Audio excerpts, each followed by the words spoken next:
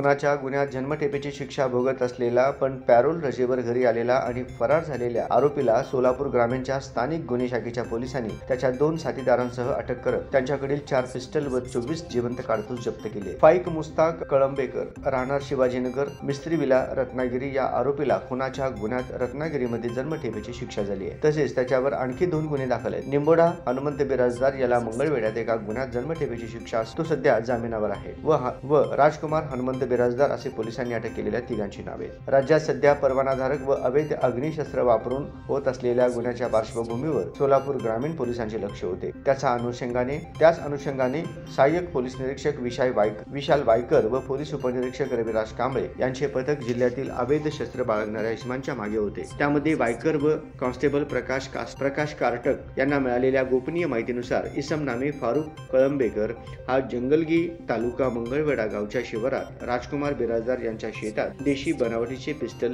व जिवंत कारतूस बाळगून आहे अशी बातमी मिळाली। सहाय्यक पोलीस निरीक्षक वायकर यांनी स्थानिक गुन्हे शाखेचे पोलीस निरीक्षक सुरेश निंबाळकर यांना सदर माहिती देऊन त्यांच्या मार्गदर्शनाखाली पथक रवाना केले। जंगलगी गावातील राजकुमार बिराजदार यांच्या शेतात इसमावर वॉच ठेवून थांबले असता मिळालेल्या माहितीनुसार वर्णनाचा ही इसम दिसून आला व त्याच्या हालचालीवरून त्याला गराडा घालून जागीच पकडले।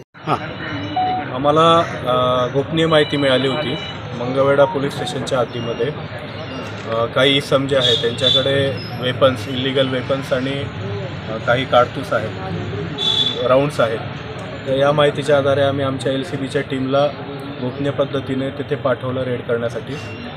LCBची टीम PI निंबाळकर आणि त्यांचे सहकारी वायकर आणि त्यांचे सर्व कर्मचारी यांच्यासोबत तिथे गेल्यानंतर त्यांना 3 आरोपी तिथे मिळाले ज्यांच्याकडे एकूण 4 वेपन आणि 24 राऊंड्स म्हणजे कारतूस होते।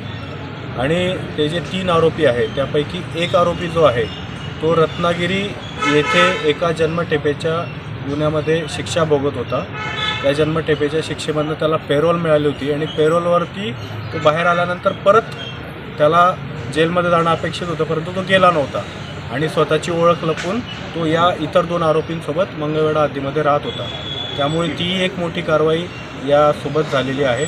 यातील जे हे आरोपी सगळे जन्मठेप भोगणारे आरोपी आहे भोगून आलेले आरोपी आहे आणि काही पेरोलवरचे आरोपी आहे। अशा पद्धतीने 3ही आरोपी जे ते खूप गंभीर गुन्ह्यातले आरोपी यामध्ये ऑलरेडी होते आणि त्यांना आपण आणखी या अशा गंभीर गुन्ह्यांमध्ये पकडलेलं आहे।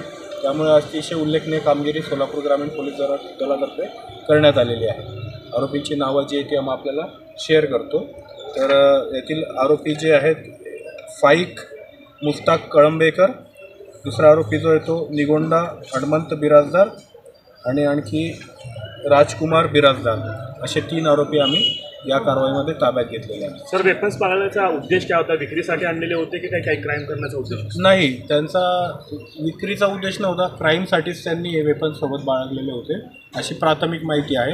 तरीसुद्धा आम्ही त्याच्यामध्ये आणखी चौकशी करतो आहे।